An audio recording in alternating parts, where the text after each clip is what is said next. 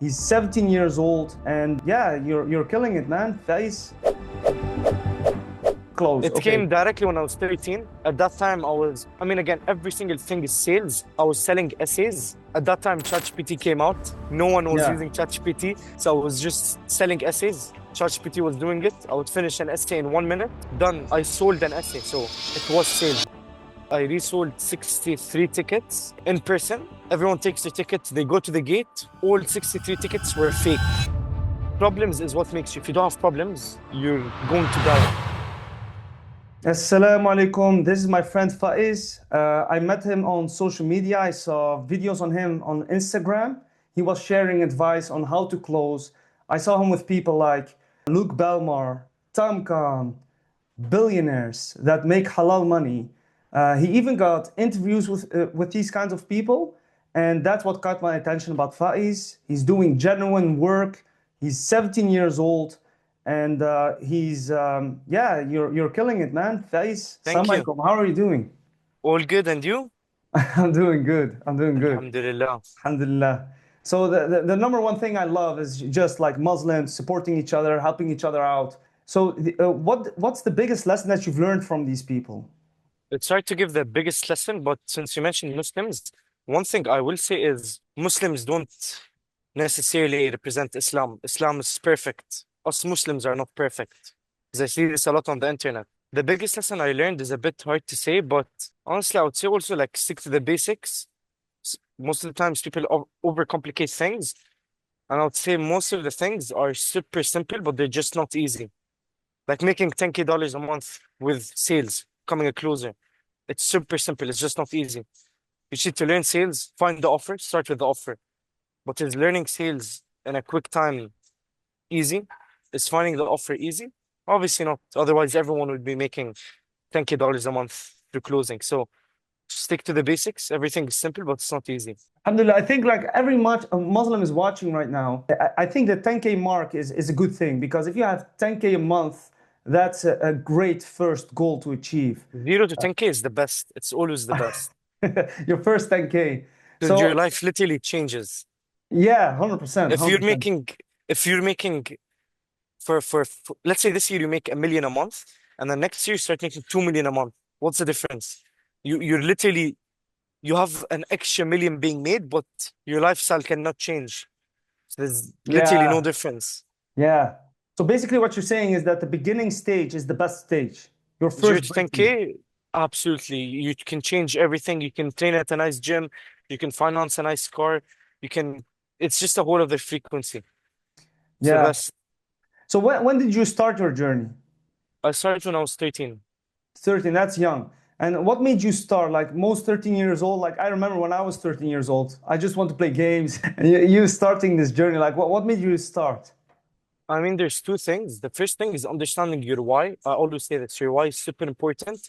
It's like smokers never quit until they go to the doctor, they're diagnosed with lung cancer, and all of a sudden their why is big. Either you quit smoking or you're gonna die, you know? So Yeah. understanding your why is super important. I had a big why. And the second thing is when you have kind of a force behind you, you just move quicker, move faster. And I wouldn't say I was comfortable. That's what I would say. I was Okay. always uncomfortable. So at 13 years old, you wasn't comfortable. You had a strong why to really change yourself, whatever. So Yes. what was your why? Well, what was the Um, discomfort? mhm. I mean, the why was just the financial state. Again, I mean, sad stories do work because there's always someone that has it worse than you. You may be broke, homeless, but then there's someone else that is homeless. He has one arm missing, and then there's someone else that has two arms missing, and then there's someone else in Palestine. So sad stories do work, but my why was I needed to get things done. That's it, you know? So basically, you're talking about the intention right now. So there is a lot of Muslims that Mhm. also would want the same thing as what me and you want. We want success. We want to make money. Yes. So what would you say to someone who also wants the same thing, but they don't find a strong why? What will you say that? If you don't have a strong why, then what's the point of doing it? It's like if you drive a very nice car. Let's say you drive like I don't know what's a nice car, like a very nice car, like a Lamborghini, something like this. Why would you I mean, yeah, sure, a Bugatti would be nice, but why would you wanna go from a Lambo to a Bugatti? You're already driving something nice. The Y isn't that big. So maybe if the Y isn't that big, maybe then you're exactly where you're supposed to be, if that makes sense. That makes sense. Yeah, that makes sense. So You know? without, So yeah. either two things I would say move people the most. They did this experiment. They got three mazes and then three mouses. They got mice, basically. First maze, they put the mouse, nothing. Second maze, they put a cheese at the end of the stick. And then in the third maze, they put a cat scent. The mouse felt like there was a predator chasing it. In the first maze, the mouse took the most amount of time. The second maze, where there was pleasure, it took the second most amount of time. And then in the last maze, where there was pain, there was fear, there was predator, it took the fastest time to get out of the maze. So I think the reason to why most people don't actually make things work for them is because they don't have enough urgency. And the reason to why they don't have enough urgency is because they don't have enough pain and their why isn't big. The Okay. reason to why the in the last maze the mouse moved quick is because it had enough urgency. And the Not a reason to why it had enough urgency is because the why was big. If I don't get out of this maze, there's a cat chasing and that cat is gonna eat me alive. Okay, that's great. So basically, what you're saying is that if you have a big pain point, then that's like a blessing in disguise. That's what you're saying, Definitely, basically. struggle Yeah, is always a blessing. it's a Always. blessing. Yeah. So Definitely. And you need to, it's very interesting to kind of learn more about people who were born rich, who like literally don't have to worry about, I mean, you always have to worry about financial stuff, but, born in a nice villa, nice car as a 18-year-old, things like this, they don't get to experience what you experience as someone who's struggling, but you will get to experience what they experience. You just have to get rich, but they can't really make themselves go broke. It's going to be fake, if you know what I mean. So yes, definitely, it's always good. alhamdulillah, alhamdulillah. So when you started, 13 years old, when Yeah. did your first breakthrough came? What is that? What does breakthrough mean? Breakthrough mean your first sign of success. My first sign of success. What does that mean though? Like my first money made or my first feeling? Yeah, yeah, What does it both, mean? both. Yeah. So I you mean, started. Yeah. the feeling I knew it's gonna happen. Like either, like I just knew it's gonna happen because why wouldn't it happen? The only reason why it wouldn't happen is if I stopped. And why would I stop? I'm not gonna stop. The feeling was there the whole time. The first money, yeah, was amazing. First close. It Okay. came directly when I was 13. At that time, I mean, again, every single thing is sales. I was selling essays. At that time, ChatGPT came out. No one was Yeah. using ChatGPT. So I was just selling essays. ChatGPT was doing it. I would finish an essay in 1 minute. Done. I sold an essay. So it was sales. But at that time, I didn't know that I needed to learn sales. So So you sold essays at school or something? in school, yes. Yeah, yeah, yeah. And how much did you charge? I was charging around $150. That's nice, man. Yeah. So you have sold essays that ChatGPT has made when it first came out. Literally, no one knew it. Actually, it was funny. My English teacher was like, don't use ChatGPT for this. And I didn't know what it was, and no one knew. So after class, I was like, what even is this? What did you mention? And then he said it's like this AI, whatever. I went back home, I tested it. I mean, it was amazing. So I just did it, and that's how I made my first money. That's interesting. That's interesting because when AI came out, ChatGPT, I've used it for my e-commerce business and I've used it for different things. So are you still using AI the same way, or has AI massively impact your growth and your results? Would you say or not? AI helps a lot. There's different levels. I wouldn't say I'm a tech guy. I feel like a grandma when it comes to like AI, like how grandmas are on social media is the same thing, but with AI. So I'm definitely leaning to learn more about it, but I use it for simple stuff. Like I tried using it for editing. So far, it's not that advanced yet, honestly, from what I saw. I could be wrong. I just use it for like basic tasks. Okay, and do you still use ChatGPT or do you use Claude or all other AI tools? I use ChatGPT, Claude, whatever my free subscription is done, I move to the other one. Bro, I'm telling you, like for me, AI has also been game changer, man. I think that AI is a huge thing. So yeah, I would ask, when did your big breakthrough come? Like Big breakthrough when I was yeah, 15. 15 years old. Okay, and what did you sell when you were 15? I was doing ecom. E-commerce. Okay, I've done Yeah, the so same basically thing. what happened was I took this money I made from the essays. I was always trying to network. Like I didn't know where I should be, how I should do it. But in my brain, I was like, okay, hotels seem nice. So I would just take buses to hotels and I would just network. I was like this 5'3", chubby young white kid, brown, whatever you want to call it, and like a hotel approaching these men that looked, like they had money. I did it long enough, and one of the people I met, they were like they liked me, and I had this money from the essays, and I didn't want to go buy shoes. I didn't want to buy clothes. Like, how can I multiply it now? So he basically, that's literally, I would just tell them, like, I made this money. This is what I did. What are the next steps? What do I do now? And I remember one of the people I met, he had a vending machine placed. He said I could run this business. So I would basically go to like these cheap 1 dirham, $1 stores. I would buy snacks and I would restock the vending machine. And Alhamdulillah, I was very lucky that I didn't pay for this vending machine. And this is where you have to use like being young advantage. Old people love to see young hustlers. And Alhamdulillah, give me a free Alhamdulillah. vending machine. All I have to do is just run it, do the numbers, restock it, take the money out, buy more snacks, calculate the profit.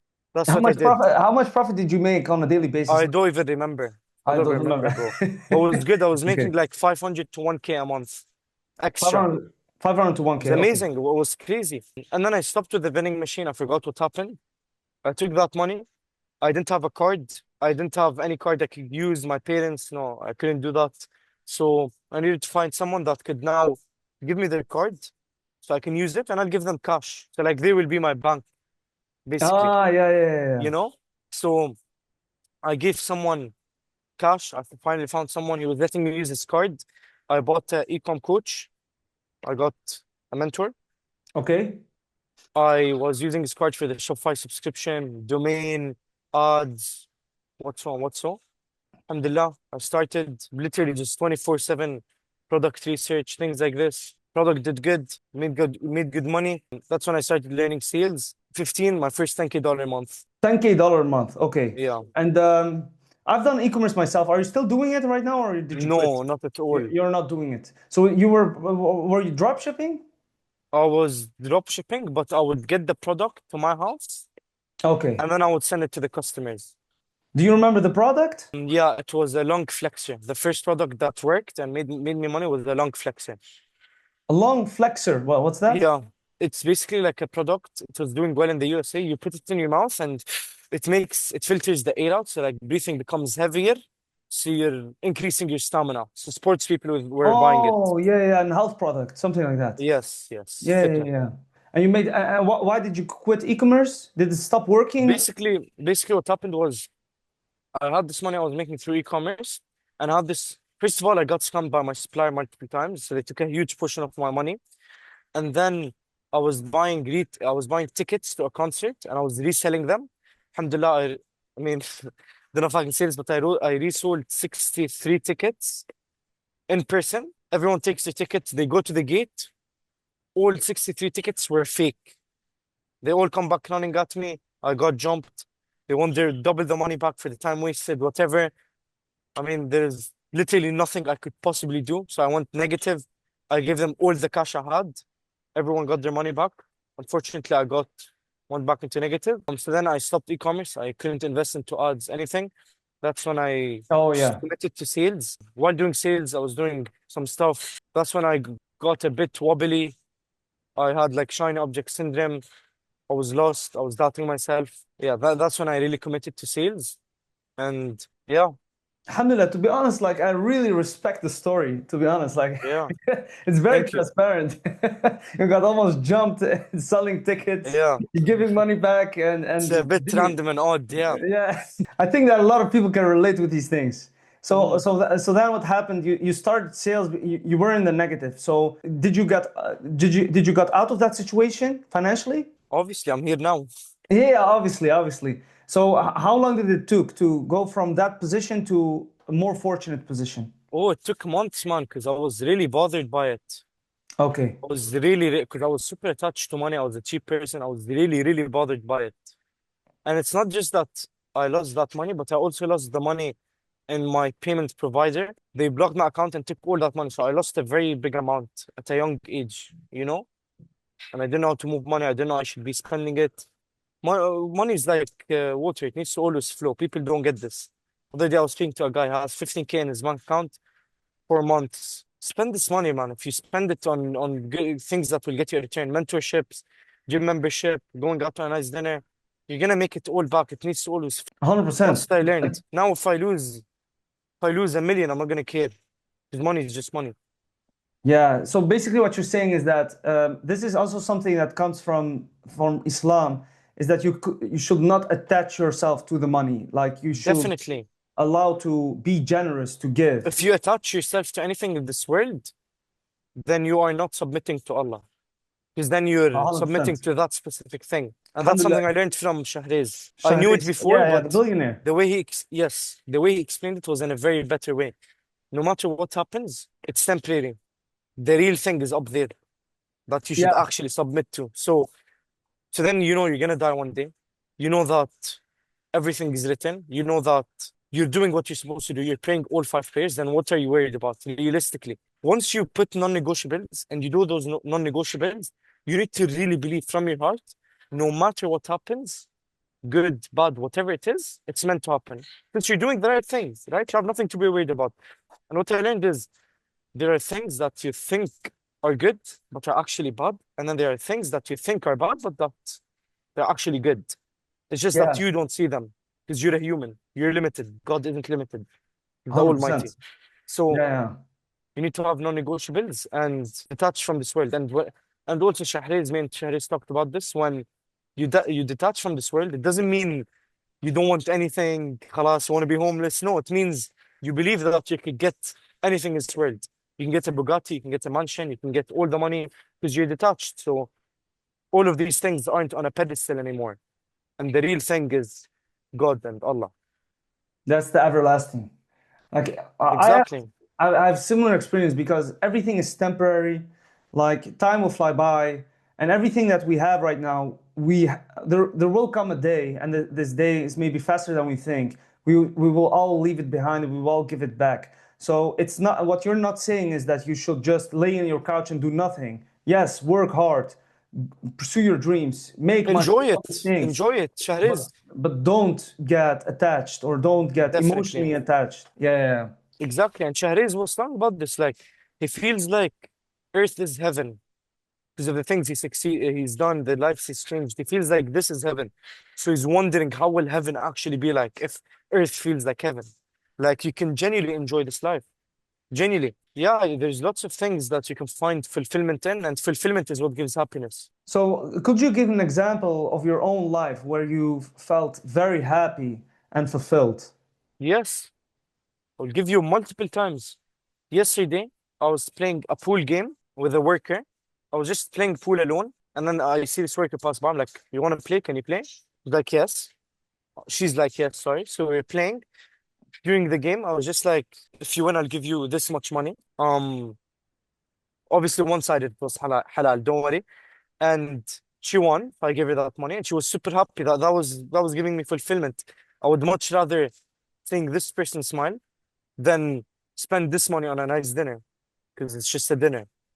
You know, Yeah, I you understand what I'm could saying. go on a free call with someone that is worthy of helping. You could give them some sales pointers. They could use those pointers you gave them. They could start closing using what you gave them. They could start making $10K a month. With this $10K a month, they help their mom cure her cancer, and now that person is super happy and he's super like he's thanking you so much, and now you just feel this fulfillment and you feel happy. Subhanallah. To be Lots honest, of like things, man, like fulfillment. Money doesn't give fulfillment. It's the things 100%, that you do with it that gives you fulfillment. It's the journey to money that gives you fulfillment. 100%, 100%. I would say that I'm just shocked because you're 17 years old, and I didn't had that knowledge when I was 17. I understand these things now because I'm way older. But what My I can, family doesn't understand this. are your family? So, where did you learn this from?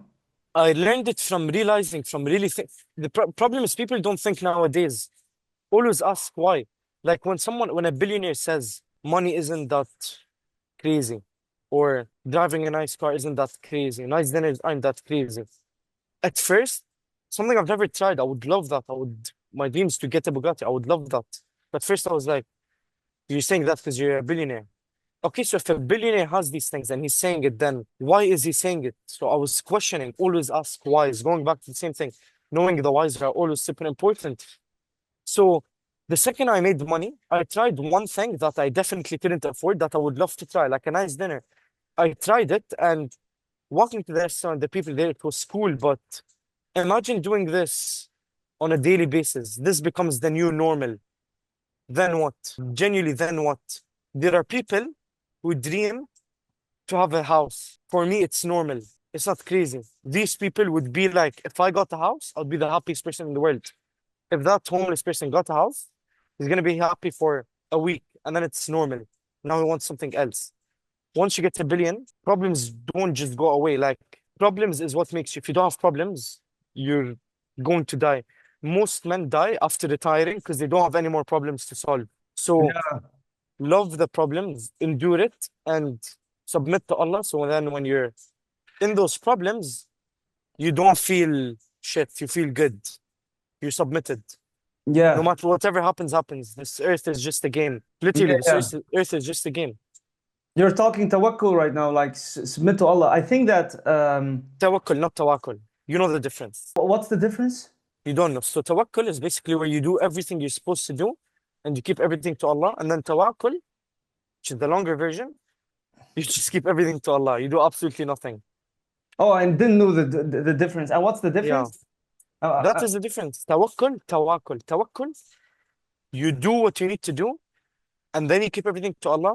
You have a test, you study, and then you do du'as and keep everything to Allah. Tawakkul, you do absolutely nothing. You don't study for the exam. You keep everything to Allah. Oh, okay, okay. And which one is better? Tawakkul, obviously. Yeah, yeah. Which, which, I'm just asking. yeah, which is Yeah, better in your opinion? Is it better to do what you need to do and then keep everything to Allah, or is it better to just do nothing and just pray? yeah, 100%. I think do everything in your power. Exactly. Yeah, yeah. So, 100%. I would say that you've learned a lot of things from these billionaires, from other Muslims, and I learned it from my own experiences too. own experiences too. So this submission to Allah, how did it help for you? Like, I think that we're all Muslims, but it's a Whatever great happens, reminder. happens. Yeah, yeah, just submitting to. Yeah, I see what you're saying. Yeah, it So, helps because let's say you're thinking to buy a new mentorship, it's $20. Should I spend this money? I don't know, should I do it or not? This life is a game. You're doing the non-negotiables we talked about. You have tawakkul. It's not obviously like throwing your money. Like obviously it needs to be a bit calculated, but it makes those decisions easier. Should I do this or that? It's not that deep. You're gonna die one day. Your non-negotiables are done. Whatever you do, doesn't matter. So like okay. it makes life way easier. Alhamdulillah. To be honest, like I think the same way, but it's a great reminder for everyone to when people are caught up in their life to be reminded that yeah, to submit to Allah, like you mentioned. Yes, Yeah, like yeah. your mind can literally not comprehend God. It literally cannot comprehend him. So why go through life alone when you can go through it submitted to the person who created you and everything around you? Did this billionaire share something about gratitude or discipline? What do you mean? Yeah, so did he share some lessons about gratefulness or gratitude that it's important or discipline? Like, is it When you submit to Allah, you're automatically grateful. grateful? Yeah, yeah, Automatically, because you submitted to him. And I asked him, what's the best advice? He just said submit to Allah because once you truly, because yeah. That's the when thing. you Truly truly submit. do it, Yeah, everything yeah, automatically happens. You need to truly do it. yeah, yeah. Yeah, that's a great that's a great one. Like I will never I will try to never forget that. That you Yeah. And what automatically are is, grateful by submitting to yes. Allah. Yeah. And a Like being Muslim, okay with external events, being okay, yes. like if you don't get the sale, it's with Allah. If you get rejected, with Allah, like go through the pain, it doesn't matter, like everything, and not caring about what other people think. Would you say that Muslims have a hard time to show themselves on social media? Is this something, I don't know in Dubai, like every culture is different, but I can only talk about my culture, like the Moroccan culture. For us, it's a bit like families watching this, that. I don't know I how don't it know. is here. I don't know. I never really cared. I get lots of DMs from my family, delete this video. I didn't like it. I don't really care. Like genuinely, it's not I'm disrespectful, but why care, bro? Like You never care I about what don't other people think. no, I don't really care, man. No. Alhamdulillah, As long as as that's long a good as thing. as long as you're not doing anything haram, disrespectful, or harmful, do whatever the hell you want. Yeah, yeah, yeah. And did you also Just learn don't this? do. Did you learn this from someone, or does this come from yourself? It's just something, yo, bro. I'm sorry. I'm very sorry. Yeah. No. This is just something, just a thought, because I get this a lot. Like, I get approached, and some people say, like, I would love to post content, but my family, it doesn't even cross my mind.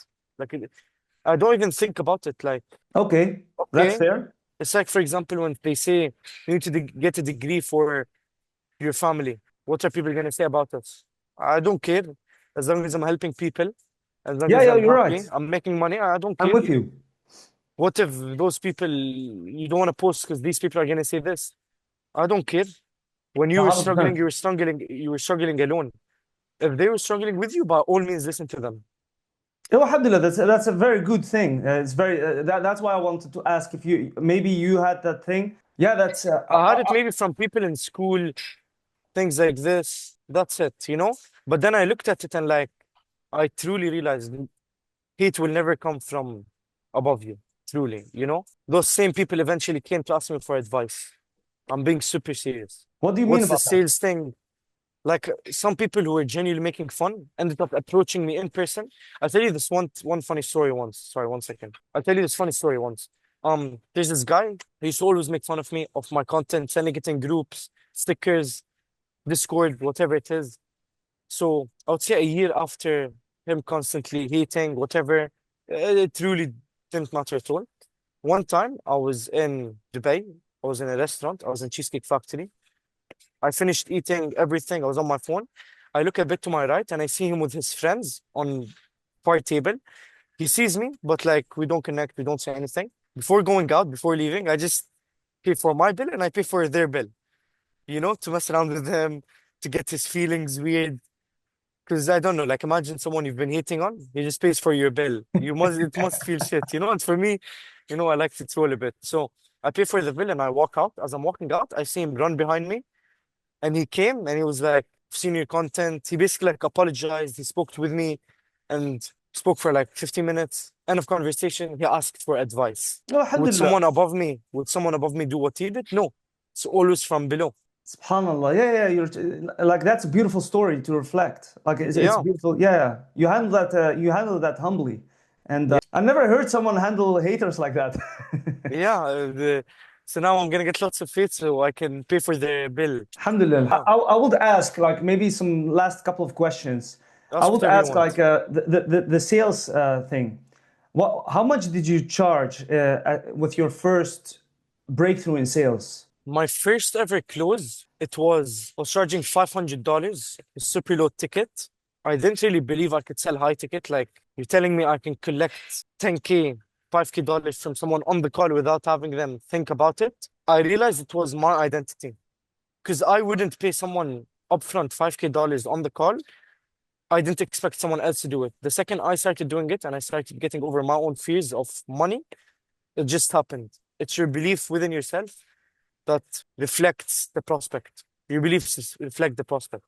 And it's super true. So I remember the second ever call, I charged $5K dollars. And ever since, I've only charged high ticket. And then Okay. I've sold $10K dollars, $15K dollars, upfront, fee, everything, handled it direct. It That's was to be amazing. honest, like I've also sold high ticket, but I never have sold higher than 6K, I would say. So could you explain how you get someone to pay you 10K, 15K on a call? Like Mhm. how does that go in I reality? mean, you have to reframe them.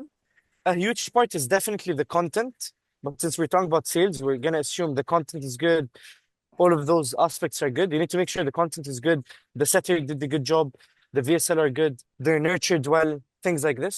On the call, do not ever leave discovery without the right ammo. Make sure you have good current situation. Make sure you have good desired situation. Make sure the gap is created. There are lots of people who finish a sales call, they had a very good conversation, but they had a horrible sales conversation. Now, what is the difference? A good conversation is a conversation we're having right now. It's a good conversation. Anyone could identify it. But a good sales conversation is where there is a gap created because your product slides into that gap. If the gap isn't big enough and your product ticket price is high enough, how can that product possibly slide into that gap? So first you need to make sure that you created that gap. You Okay, dug deep into the pain. You're I authentic. You really want to help them, I right? understand. The second thing is you need to make sure your product can solve their problem, and it's your ethical responsibility to only sell them if your product solves their problem. So we're gonna assume it does. We have a good current situation, we have a good desire. Discovery is overall good. We then move into product pitching, all of these things. We get them to close themselves. Why is right now the best time to start? Things like this. But if discovery is good enough, the deal is already done, closed, right? Now, one thing that is super important is making sure that they even like the product. Because let's say you reach the end of the call and they say, I need to think about it. You don't even know what is the problem. Is the price too high? Do they even like the product? They like the product, but they don't even qualify financially. Like, you don't even know what it is. So the process is simply make sure discovery is good, make sure you understand them, you pre-handle any objection. I think it's hard to tell you this process. It's a long process. It depends from person to person. But once you take enough sales calls, you can kind of read the prospect. So before you even get into pitching, you know what type of prospect this is. This prospect needs high conviction to buy. This prospect is going to take 2 days to think about it. So you pre-handle it in discovery. So then the objection is handled before it even drops. And there's multiple techniques you use. Like if you tell someone 3 lies and then one truth, they're going to believe you. Sorry, if you tell someone 3 heavy truths, 3 negatives, and then one positive, they're going to believe you. For example, Vince gave me this example, but I don't want to use it because like I'm 17, it's gonna sound weird. I'm just gonna use it, but it's his words, quotations, it's not me, because I can't think of another example right now. But he said if you meet a girl and you tell her, I'm broke, I have nothing going on right now for me. I cannot afford this dinner, but I give amazing. Actually, I'm not gonna use this example. If you meet a friend and you tell him, I'm a coward, if you get into a fight, I cannot help you in a fight. And then one more negative, and then you tell him, but if you're ever in a tough position financially, I'm always there to help you. He's going to believe you. I see. So It took me a long time to I deliver understand this perfectly what you're message. saying. So Yeah, what you're saying is that if you're just being honest and transparent about the, authentic. yeah, authentic, like, hey, listen, you're not gonna get rich overnight. I'm not gonna guarantee you that you will make 20, Like this thirty is k hard. in the next month. It's hard. You will have to work hard. You will have to do this. But Yes, if you do all these things, then I can help you to get your first client within 2 months, and you will get yes, your yes, money back within this. And then they will the probability that they will trust you is way higher because yes. That's the you've just easiest way to been, gain someone's trust. yeah, yeah. Yes. So trust is the most important thing by Yeah. just being honest. I would say honestly, cancel out everything I said. You just need 2 things in order to close anyone. Number one, anyone that's closable. Number one, you need to understand human psychology. Number two, deliver the message as well. That's it. Literally it. Because you don't need to know any framework. Frameworks are good for beginners, but eventually, if you understand human psychology, it all comes naturally. You know what to say, when to say it, you know the techniques. While doing it enough times, it's just super simple. For me, You it's know? just like it's crazy that at this age that you have this my like I'm in sales. Like I Hmm. know about the desired outcome, the desired situation, current situation, create this gap, and your product is the bridge to close the gap. Yes. That's basically how you close. And I've been studying this for years, and to see you at that age already know what the right answer is, like it's very respectful to watch. I will just ask. I think for me, with my experience with sales, the hardest part for me is to get people on a call. Is this something that you also struggle with, or not? No, no. Depends what offer I was doing. I mean, getting someone on the call is not your job as a closer. It's It's the not his job of job, and it's the yeah. content's job. So if you can't even get someone on the call, if you struggle with that, imagine how much work you have to do on the call itself. The content needs to sell itself, and they need to close them on the call. So getting them Okay. on the call is not even it's It's not even not your even your yeah, part. yeah. So what you're saying basically is that the preparation is everything. Like it's 80%. And the It's call, 80%. It's all important. It's all 100%. it's all Or it's all 100%. Okay. 10%. You know, it's So, like, so, so let's talk about the appointment setting and getting people on the call. So yeah. you've explained how to close the guy. How do you get the guy on the call? Like Well, starting, yeah. to get the guy on the call, honestly, it depends from person to person. Let's say right now I'm running my own sales coaching offer. Right now, I'm not doing sales coaching yet, but I have leads. Like if I open a program right now, I have 1.4 million views in the last 30 days. I have leads coming in. I could set them and close them. What I would do is I would make it personal. So I would send voicemails and I would just get to know them simply. Can I even help them? Are they a headache or not? Because I'm not desperate to close anyone. So I would be very picky personally. Alhamdulillah. That's very And good. Very I good. would nurture them on the call, on the chat. So I would get to know them better, current situation, desired, qualify them financially. What are they struggling with? Before the call, I would send them a video nurturing them. And then I would give them a reason to hop on the call. What are we even going to do on the call? And then I would book them in. Alhamdulillah, that's a crazy And I framework. see this a lot where, let's say a lead comes in through the chat. I see this a lot with setters and he's excited. I read this in Daniel G's book where there's like different states. Prospects have different states. I'm sure you've dealt with a prospect that was super excited. He really wanted to buy, but then after the call, he never showed up. You've had prospects who were stingy. Like there's different states, right? So there's a state where a guy walks into the DMs and he's super excited. He's like, "Hey, I'm super excited. I'm super interested in the coaching. I have this much money set aside. How much do you charge? I'm curious." And I see the setters directly getting them on the call, like, "Hey, would love to help you. Let's book in a call." When you do this, you're not giving them a reason to show up on the call. They're excited, but there's no reason to hop on the call. So I see them, yeah, rush this part. So make sure you're giving them a reason to hop on the call and make sure you're giving before taking. I see lots of this where people want to take before they give. And what do you mean with giving? What's the Giving, example? Yeah. giving means sending them a YouTube video that will help them with this problem they're facing. If someone Okay. goes into my DMs, we speak for a bit and they say, I have a problem with tonality.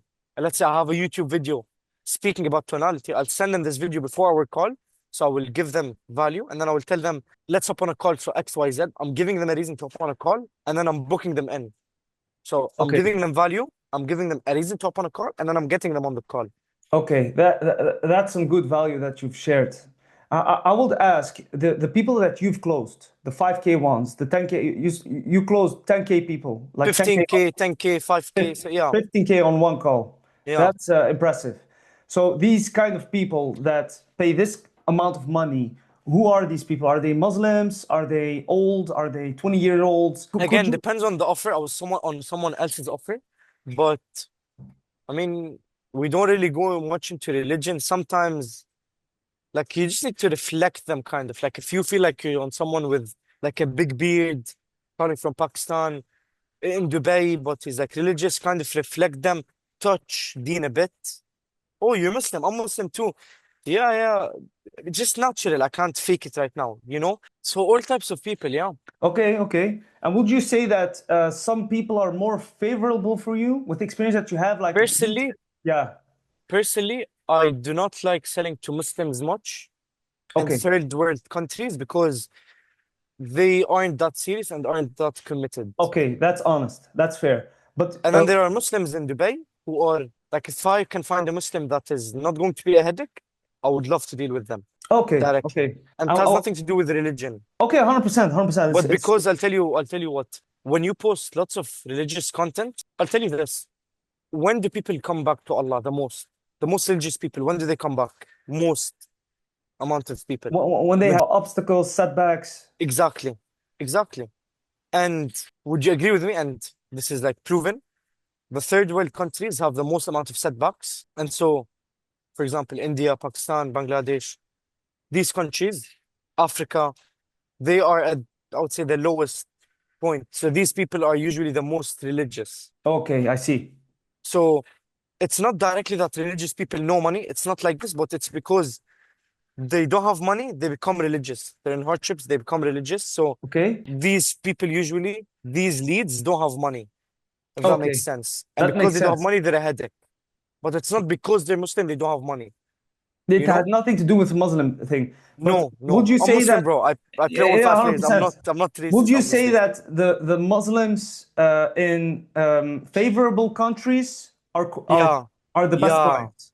And definitely. But a not favorable Arabs. Western, you're talking about people in the Middle East like Qatar, Yeah. Dubai, Saudi. But not Arabs. I don't like selling to Arabs.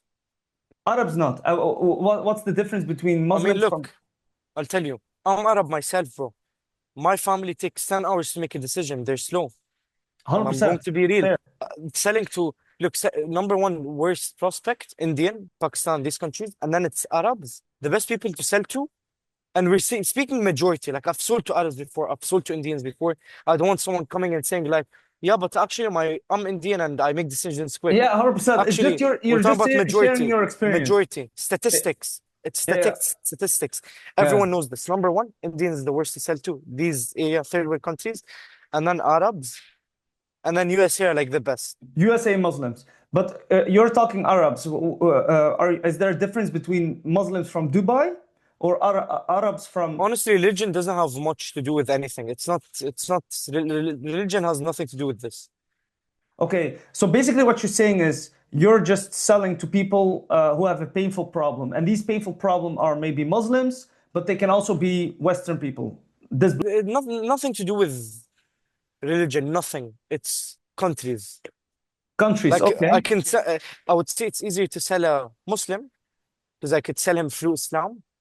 And through that logic, like what I do in my life, I buy things easily. I spend money easier because I'm submitted to Allah. So I could use this and apply it to him, reframe his mind. So that I'm using Islam. We're both Muslims. This is what I do. You know, I'm using this technique. Is that haram? No. Of I'm course selling a not. product Yeah, that will change his life. nobody said it's haram. You're just solving a problem for helping Literally. people. But what I do Using a way, yeah. what I can be honest about, and this is my experience, is that I've done content. I'm doing content since 2020. I'm not being fortunate about like having huge viral videos like 100,000 views and this that, but I had some small glimpses of virality like 10K views, 15K views, and I found that in my I don't know if it's true, but I found that Muslims tend to trust me more than a non-Muslim. I don't know if that's the case with you or not. Again, I'm very sorry, Wallah. No, no worries. Yeah, I'm yeah. very Okay. sorry.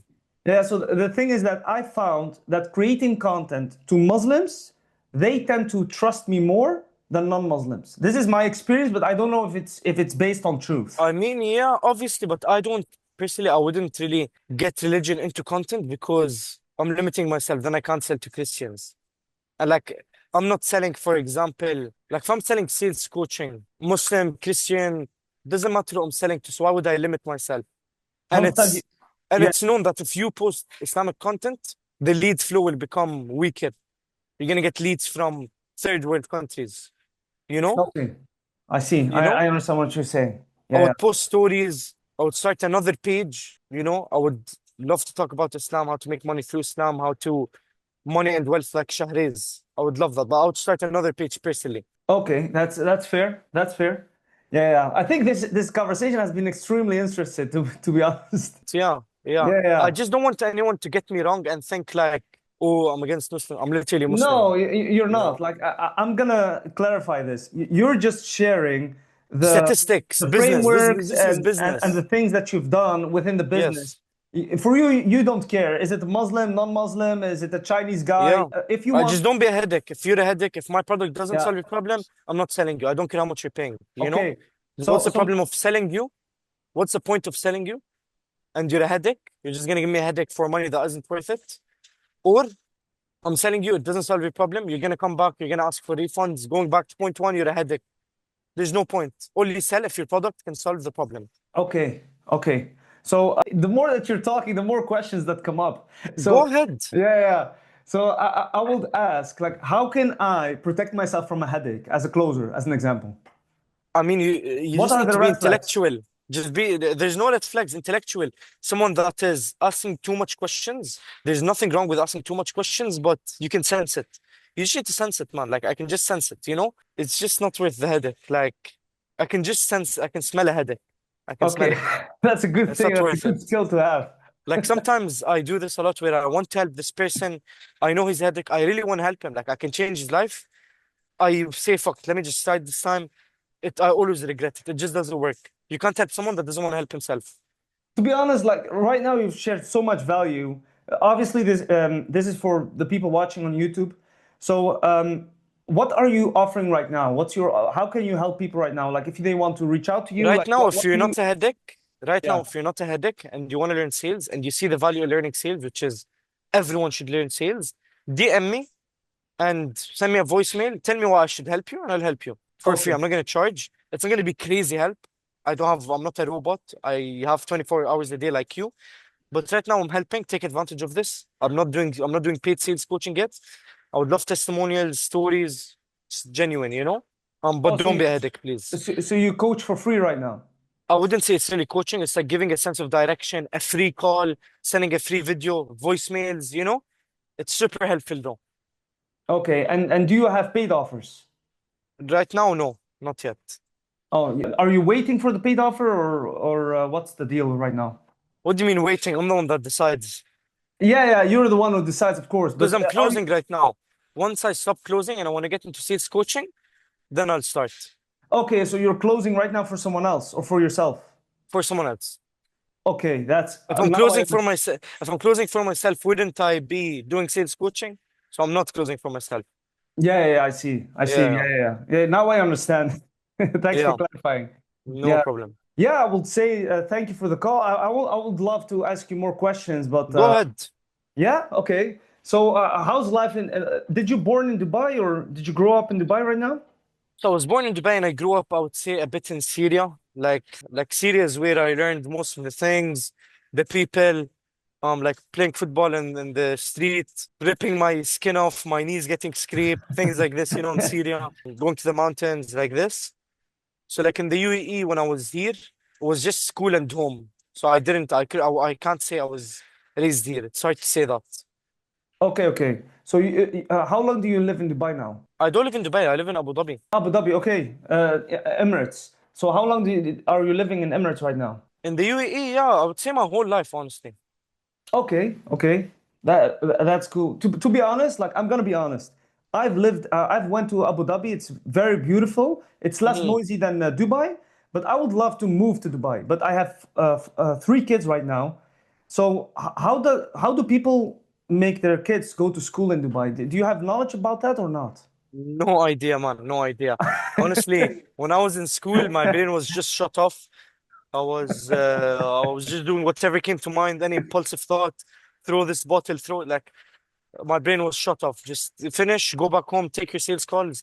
That was literally it, you know? I've been always doing things I don't want to do. Okay. What Yeah. kind of school did you went in Emirates? Yeah, I don't want to answer these questions. I don't want to get Okay. doxxed. No worries, no worries. It's a normal school, like Yeah, high yeah. school, you know? Yeah, yeah, I Yeah, see, I see. So, yeah. yeah, back.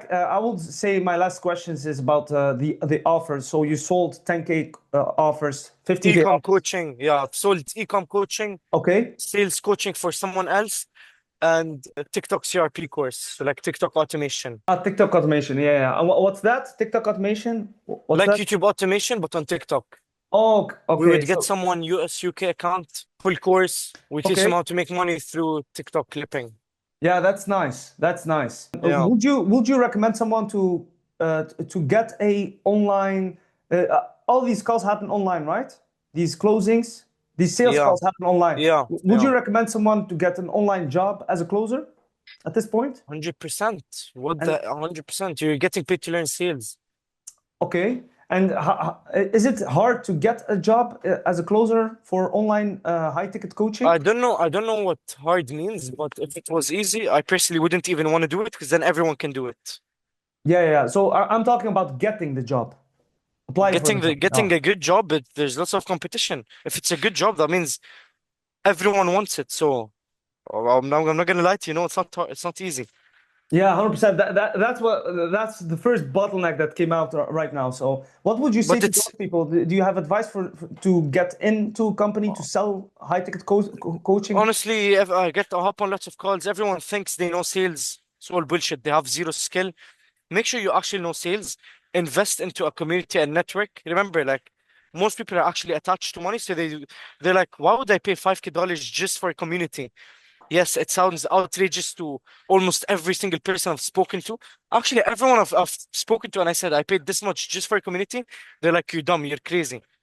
That's how I make more money. If you want a life the majority don't live, you need to do things that the majority don't do, Invest in which yourself. is Yeah, yeah, you need 100%. to think in a different way.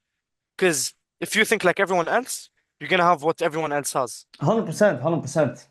And my last question will be, would you say that the discomfort, like going through rejections, did you feel it a It's the lot? best thing ever. 100%. I still feel it. 100%. We'll do another one of this a year from now where I can be open 100%. How much did I make? Which school did I go to? 100%. And I'll tell you because there's lots of things I left out that were negative, struggles that were negative. So Okay. I'll definitely mention that next time. Yeah. But these are always good. It's always a blessing. 100%. Thank you. Thank you. To be honest, like you've been very transparent, very honest, very real. I think that you're one of the people that I've interviewed, super authentic, and I love that. Appreciate you. And I would say big thanks to share the value.